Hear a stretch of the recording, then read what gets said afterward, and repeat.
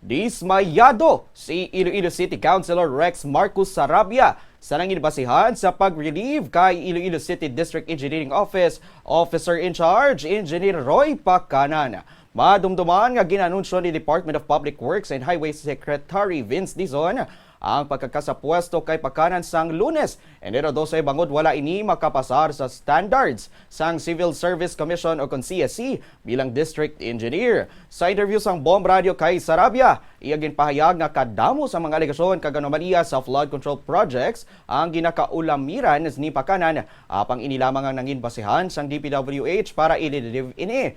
Luyag ba ni Sarabia nga ang magabulos kay Pacanan ang nagabasa kag nakahibalo sang Local Government Code, mga lagi sang syudad kag may koordinasyon sa Iloilo City Government. I'm relieved at the same time disappointed.